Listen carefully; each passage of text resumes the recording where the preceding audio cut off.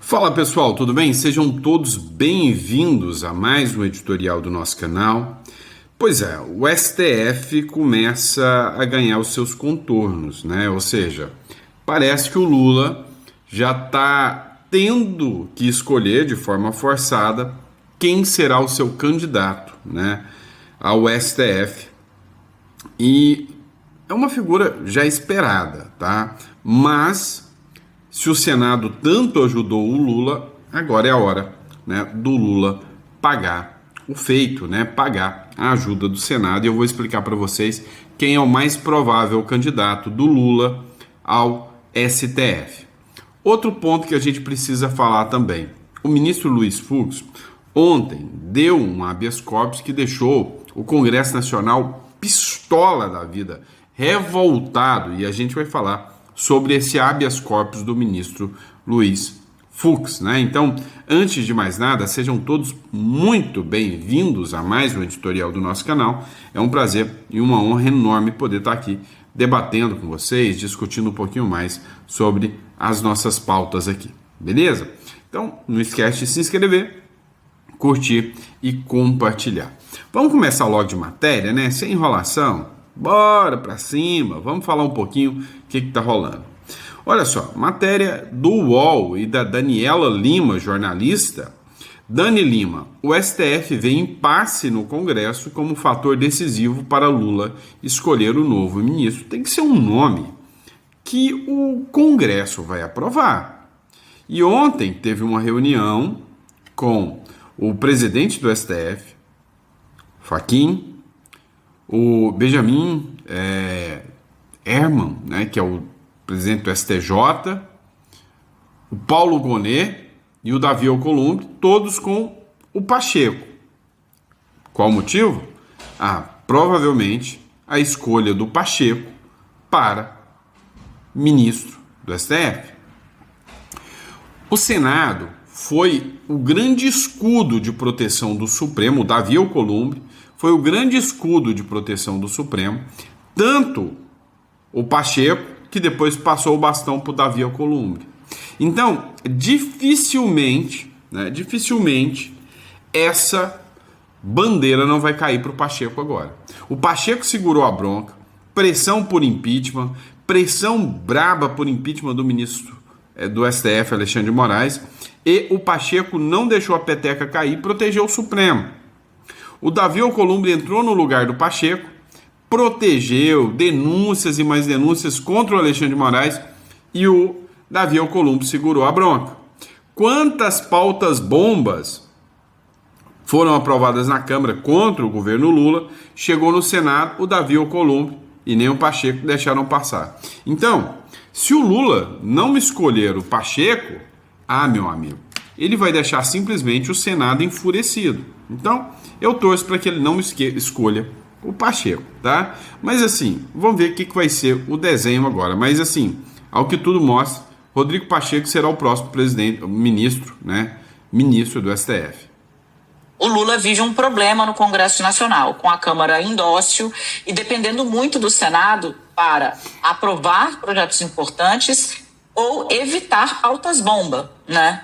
E o Senado tem um candidato, relatou o ministro do Supremo. Todo mundo que acompanha aqui o All News já sabe, o candidato do Senado é o senador Rodrigo Pacheco. Então está tendo um lobby muito forte, tanto na política quanto no judiciário, para que Lula, tome essa decisão com algum vagar, o que muita gente não concorda. Já dou um spoiler aqui do que a gente vai tratar nas colunas de amanhã. Muita gente acha que vai ser ruim deixar nomes na chuva, né, como a gente fala em política, né, em jargão político, ou seja, ali sendo escrutinado pela imprensa, sendo perguntado toda a vida sobre a possível indicação ou não. Isso costuma desgastar quadros e cria uma animosidade interna mesmo, entre as pessoas que são citadas, porque elas se sentem competindo por um posto que é o posto de uma vida, para quem dedica a vida ao exercício da magistratura, da judicatura. Então, os ministros esperam se reunir com o Lula. Você estava dizendo que o Lula estava saindo da Itália, ele já saiu. Eu conversei com o pessoal que estava acompanhando, vou até ver aqui qual foi o horário, 2h18, às 2 horas veio a informação, o presidente acabou de embarcar. A Janja permaneceu na Itália, onde ela tem outras agendas relacionadas ao foro da ONU para tratar de fome, né? A primeira-dama permaneceu na Itália, mas Lula voltou já às 2 da tarde, embarcou de volta para o Brasil, porque tem essas e outras questões para resolver. No fim, a crise política está também contaminando a possível indicação do presidente da República, quer dizer, a necessária indicação do presidente da República para a vaga no Supremo Tribunal Federal. O fato de o Congresso ser indócil a Lula acabou se tornando uma arma para que esse mesmo Congresso, ou pelo menos uma dessas casas, reivindique de maneira muito eloquente a indicação de um de seus quadros. Para você ter uma ideia, tem o senador dizendo que se não for o Rodrigo Pacheco, nem sequer será pautada na Comissão de Constituição e Justiça a sabatina do escolhido por Lula. Então, assim, a coisa está começando a ganhar um ar muito intrincado, Sarza, e o próprio Supremo Tribunal Federal espera se reunir com o presidente Luiz Inácio Lula da Silva nos próximos dias.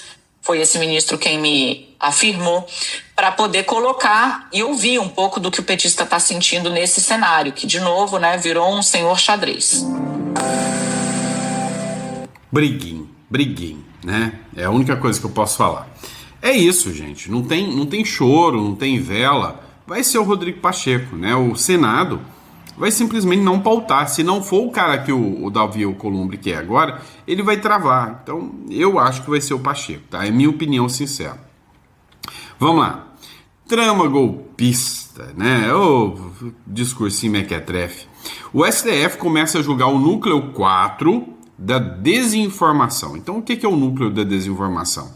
Os caras faziam postagem, questionaram o sistema eletrônico e por isso podem pegar 27 anos de cadeia.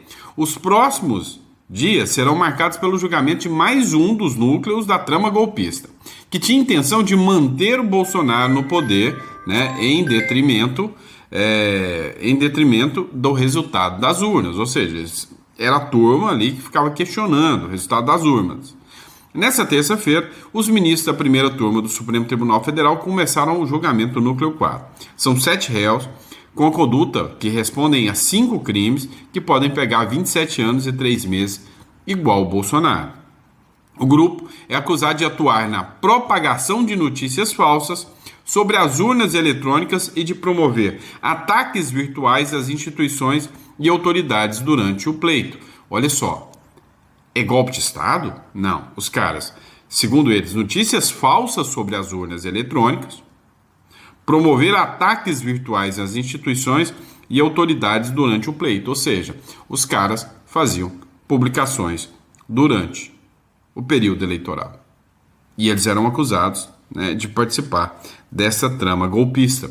A PGR sustenta que os envolvidos disseminaram desinformação. O que é desinformação? Né? Com o objetivo de enfraquecer a credibilidade do processo eleitoral. E por causa disso, ora bolas, 27 anos de cadeia. 27 anos de cadeia. Por quê? Por causa de desinformação. Um núcleo do tipo, né, penal, que é totalmente subjetivo, né? Por exemplo, se eu falar que a Janja é uma boa primeira-dama, isso é desinformação? Ou é minha opinião? Olha a subjetividade disso. Ou é só mentira mesmo? Escancarada e lavada, que todo mundo sabe. Tá vendo? A subjetividade disso, para os caras pegarem 27 anos de cadeia, é sacanagem, né? É isso que eu falo de que hoje, para mim, o Brasil não pode ser mais a minha terra, tá? Porque não tá. Não tem como, né? Não tem como. Infelizmente, né? É triste isso aí. Tem que deixar o país, porque você observa o rumo que os caras estão levando para o país. É um absurdo. Olha, essa defesa do advogado, se não justifica, né, a libertação iminente do Bolsonaro, ou seja, é jogar esse discurso tabajara por terra. Olha o que o advogado, né, falou aqui. O presidente Bolsonaro poderia ter trocado o comandante do Exército da Aeronáutica se esse fosse um empecilho. Eles eram subordinados, eles não tinham que ser convencidos, né? E, evidentemente, se estivesse o Bolsonaro, eu acho que todo mundo aí está indo de embrulho por conta do Bolsonaro, se tivesse o Bolsonaro querido o evento do dia 8 de janeiro, com um simples assovio ele botava lá 200 mil pessoas, não 2 mil.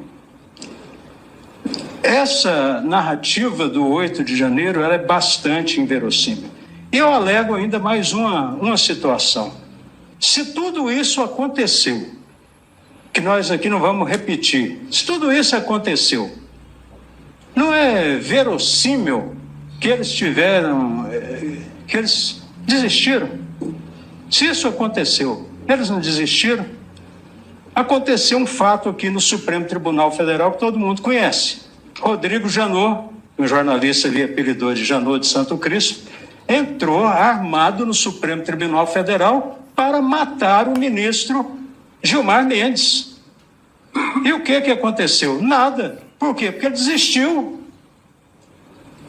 Então, não há uma reação contra a desistência ou o arrependimento eficaz. Não, já começou a fazer, mas se arrependeu. Então, são várias as alternativas postas para Vossa Excelência, para Vossas Excelências, que demonstram a incongruência narrativa dessa acusação. Eu defendo, obviamente, o almirante Garnier. Ele, evidentemente, não fez nada disso. Pois é, né? Esse é o nível da defesa. Nível alto, top, com uma defesa, assim, absurdamente impecável. Mas não adianta. A sentença já está pronta. É fazer o quê? Né? É aguardar o resultado. Vamos lá, pessoal. Vou trazer um vídeo aqui do Olavo de Carvalho, né? Só para vocês entenderem um pouquinho mais, né, o momento em que a gente vive. Escuta só o que ele falou nesse vídeo aqui.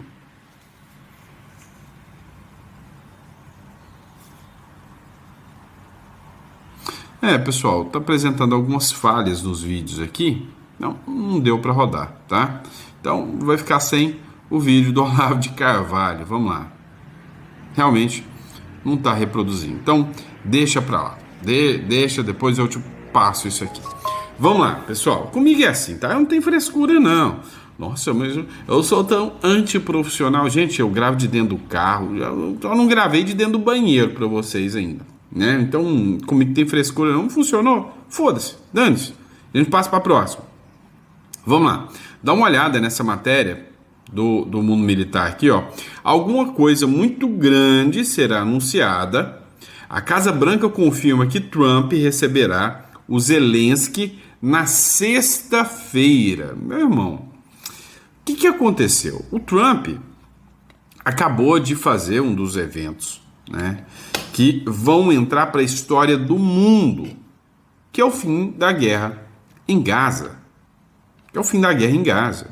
A ponto de uma jornalista militante chamar o Benjamin Netanyahu, né, na hora que estava anunciando a vitória do Donald Trump, de demônio, uma jornalista militante da Globo aí. E aí agora o Donald Trump fez um chamamento com urgência às pressas do Zelensky para a Casa Branca. Alguma coisa pode ser anunciada. Já pensou se o Trump, né, anuncia aqui também, né, essa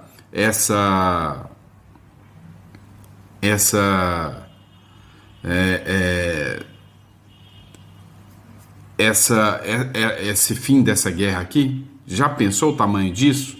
Gigante, né? Vamos lá, pessoal. Dá uma olhada aqui, né, nessa publicação aqui do Prado aqui.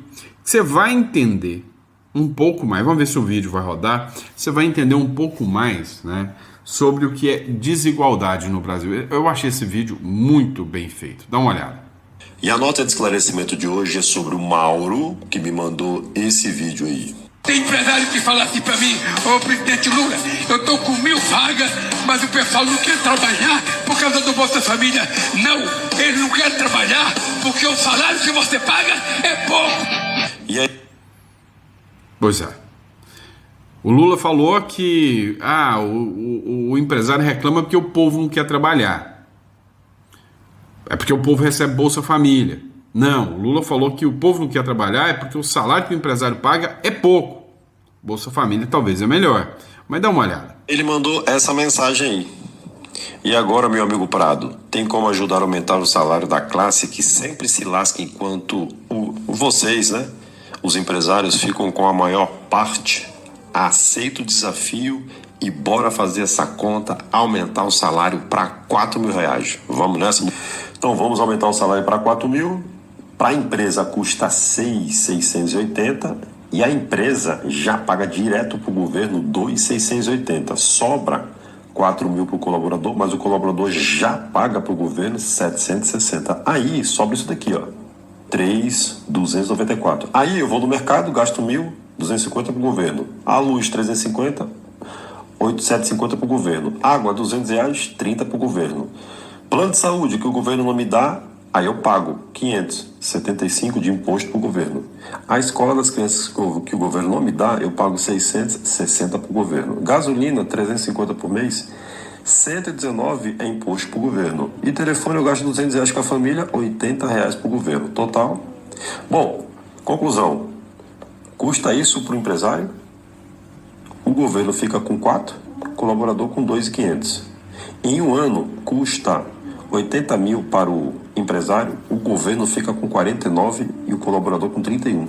Em 10 anos, Prado, o empresário paga 801 mil, o governo fica com 490 mil e o colaborador com 311. Em 20 anos, Prado, em 20 anos o empresário paga 1.603, o governo fica com 980 mil e o colaborador com 622 mil. Em 30 anos, Prado, o empresário paga 2.404, o governo fica com 1.471. Olha o que sobra para o empregado. Sabe o que eu sou a favor? Pegar isso daqui, ó, e dar para o colaborador. O problema é, segundo o G1, em 2023, 21 milhões de brasileiros não tinham o que comer. Pá, então não dá para dar uma aliviada nesses impostos? Não dá. Sabe por quê? Porque o STF precisa fazer licitação para comprar vinho e lagosta. No TST, precisa gastar 10 milhões para comprar carro de luxo. E você continua achando que o vilão é o empresário, que paga a conta toda, mas no final das contas, o grosso fica na mão do governo. Prado, mas por que a gente cai nessa? Porque a mente humana opera... Eu vou fazer uma correção. O grosso não está ficando na mão do governo, não. Quer que eu te diga onde é que o grosso está entrando? Vou nem falar, pode ter criança na sala. Por gatilhos? Gatilho mental do inimigo comum. Ele diz que o empresário é inimigo dele, você acredita que o empresário também é seu inimigo, então se ele é teu inimigo e meu inimigo, nós estamos juntos nessa. Cuidado, eles estão te enganando. Manda esse vídeo para a primeira pessoa que você lembrou. Um grande abraço. Bora pra cima. É isso aí, né? Como que essa gente é enganada com um discursinho mequetrefe, né? Vamos lá, pessoal. Essa matéria aqui é boa. New York Times, né? Wall Street Journal, na verdade. Se Milei tiver sucesso, a Argentina dará uma lição para o Brasil, diz Wall Street Journal. O Wall Street Journal publicou que o desempenho do presidente argentino, Milei, pode servir de modelo para o Brasil. Há quanto tempo eu venho dizendo isso para vocês? Caso as suas reformas liberais produzam os resultados visíveis. A análise destaca que a agenda de austeridade, cortes do Estado e abertura econômica na Argentina reúne a atenção entre investidores e governos brasileiros. Segundo o jornal, o impacto potencial de uma Argentina reordenada economicamente vai além das fronteiras. O sucesso de Milei pode influenciar decisões políticas e expectativas entre empresários, formuladores de políticas no Brasil. É o que afirmou o trecho. Peraí, para que você vai ler o Wall Street Journal se eu já falo isso para você há muitos meses? Se eu já falo isso desde o ano passado, que a atuação do Milei vai ser no mínimo 10% da atuação política para 2026 aqui no Brasil, né? O problema é que a mídia vai mentir para vocês, né? Milei pode estar salvando a economia da Argentina, que eles ainda vão dizer que ele é o malvadão comedor, né, de gente, né? Olha só, pessoal, Saiu agora, né, uma pesquisa, pré-candidatos da direita lideram para Senado em Santa Catarina. Eu tenho certeza absoluta que eu conheço uma figura que vai ficar inelegível. Tenho certeza absoluta. Carlos Bolsonaro, né?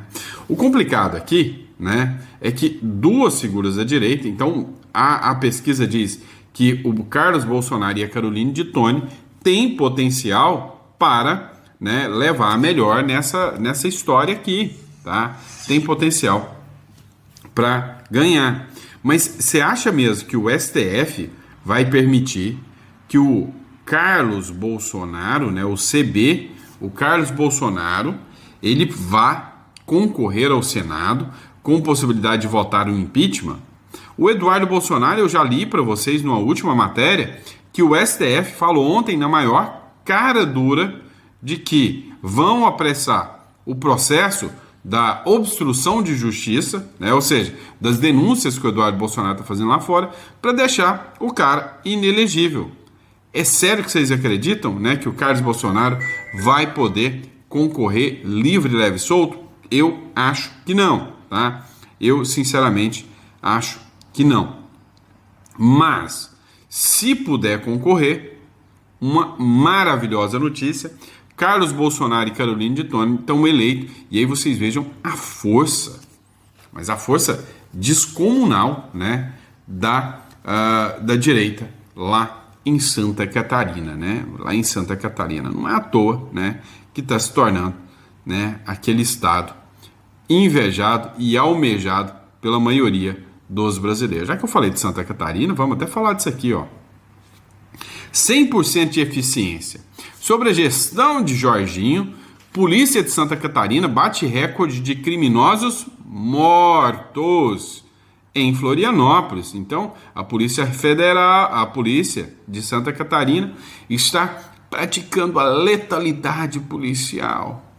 Cara, eu vou falar uma coisa para vocês. O que o brasileiro gosta? Gosta disso aqui, ó. Adora quando ele vê uma matéria como essa aqui. CPF cancelado. Ele adora quando um CPF de bandido é cancelado. Então, não adianta essa turminha militante.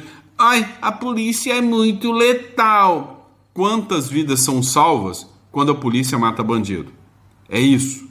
Então, Jorginho Melo tá aprendendo com caiada aí, né? Jornais de extrema esquerda atacam as forças de segurança de Santa Catarina com reportagens tendenciosas, classificando as ações de combate ao crime organizado como violência de Estado. O jornal Razão mostra o outro lado. Sob Jorginho Melo, o Estado vive os menores índices de criminalidade da década, resultado de operações firmes, estratégicas e com alto índice de eficiência. É isso aí que eu espero de um governador, né? Em Florianópolis, apenas em 2025, pelo menos 25 criminosos armados foram mortos em confrontos, número recorde que reflete a pronta resposta da polícia diante da crescente ameaça das facções. Em contrapartida, felizmente, nenhum policial tombou em combate. Olha que notícia boa, cara. Isso aqui é música para os meus ouvidos. Nenhum policial tombou em combate. Olha que maravilha. E enquanto isso, né, a criminalidade, né, tendo o CPF cancelado. É assim, né? O cidadão de bem quer isso, né? Tá de saco cheio de bandido, né? Do trombadinha, ladrão de celular. Ah, pelo amor de Deus. Aqui em Santa Catarina, quem atira na polícia não volta para casa com medalha de vítima, volta com o peso da própria escolha, garantiu o governador Jorginho Melo. E é isso aí, cara. Parabéns ao Jorginho Melo. Vamos lá, pessoal. Bora dar uma olhada nisso aqui. Fux concede habeas corpus para ex-presidente do INSS poder ficar em silêncio na CPI do INSS. Deixou o pessoal revoltado, né? Porque hoje a CPI do INSS está se tornando aí, né, um divisor de águas aí, para expor, né, quem participou efetivamente, quem pegou um centavo sequer dos aposentados. O ex-presidente do INSS, do Instituto Nacional de Seguro Social, Alessandro Stefanuto, é investigado por participação em suposto esquema de corrupção.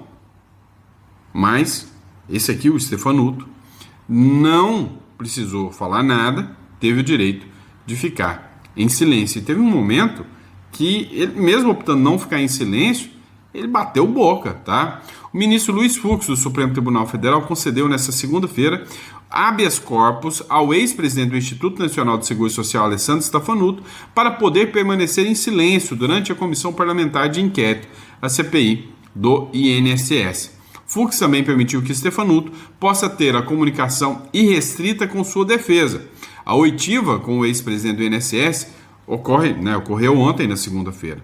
Steffanuto era presidente do INSS quando a Polícia Federal deflagrou a operação sem desconto em abril para investigar um suposto esquema fraudulento de descontos associativos não autorizados em aposentadorias. Ele foi exonerado também em abril, lembrando que ele é do governo Lula. Esse aqui é um trecho, né? CPMI, relator e ex-presidente do INSS batem boca e apontam o dedo. Rapaz, dá uma olhada aqui. Conheço isso porque está publicado num site, que é de uma empresa que normalmente eu não leio. Segundo, eu não tenho relação pessoal, relação de amizade ou alguém que eu deleguei que fale em meu nome para qualquer tipo de acordo ou combinado. Isso não existe. Não existe. Então eu digo ao senhor o seguinte: se o senhor acha que fazer essa pergunta não é desrespeitosa, porque é uma pergunta de jornal, no outro dia eu vi aqui o senhor bastante aborrecido porque o nome do senhor estava no site de determinada entidade. Então, notícia de jornal, notícia de site, rapaz, o senhor me respeite. Sendo cabeça do maior roubo de aposentados e pensionistas. Por favor, relator, por gentileza. Presidente. Por favor, relator. Por favor, relator. Presidente. Por favor. Presidente. Por favor. Senhores, por favor, relator. Isso é uma vergonha. Presidente. Por gentileza. Vou continuar, presidente. Senhores, ele vai... O relator, por gentileza. Presidente. Pois não. Volto a perguntar, qual é a relação do depoente com o senhor Gilmar Stelo? Com solicitação do advogado, a sessão está suspensa. 5 minutos.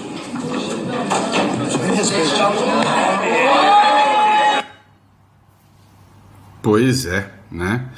Você viu aqui o momento, né, tenso ali da CPI do INSS. Vamos lá, pessoal, deixa eu ver se eu tenho alguns minutinhos. Ainda tem 3 minutos.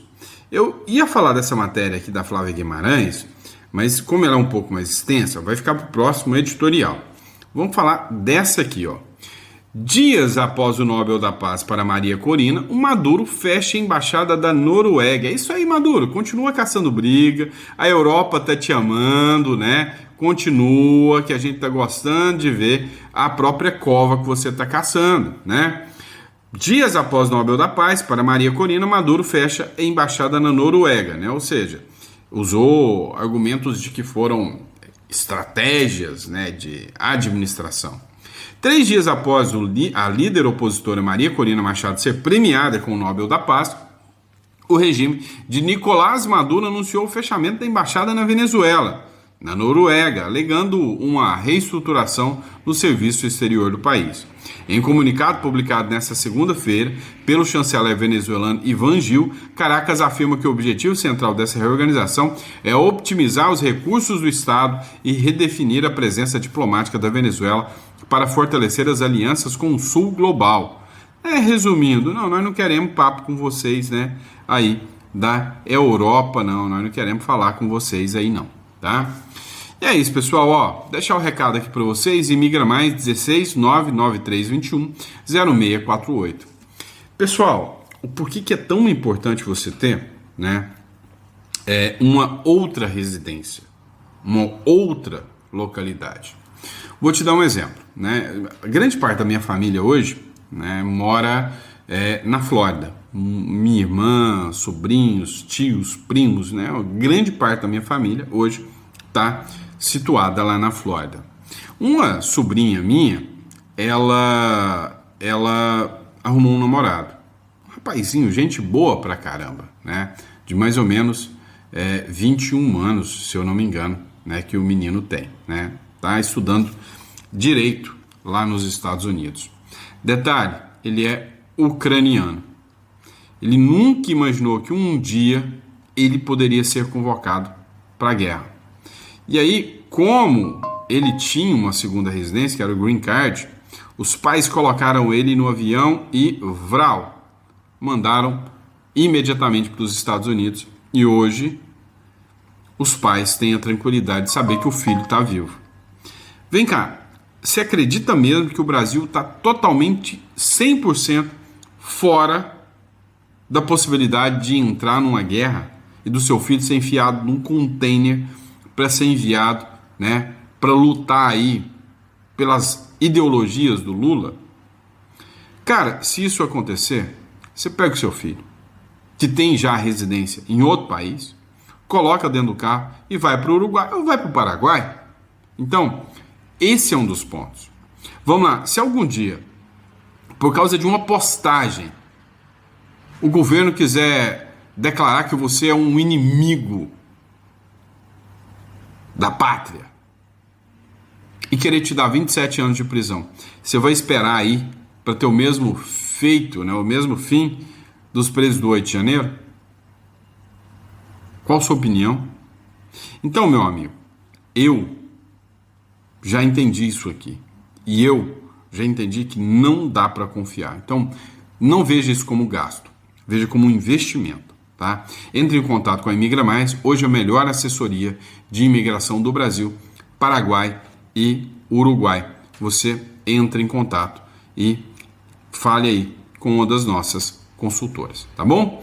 Grande abraço, pessoal. Fiquem com Deus e eu vejo vocês no próximo editorial. Grande abraço. Obrigado pela confiança e pela credibilidade. Abraço, pessoal.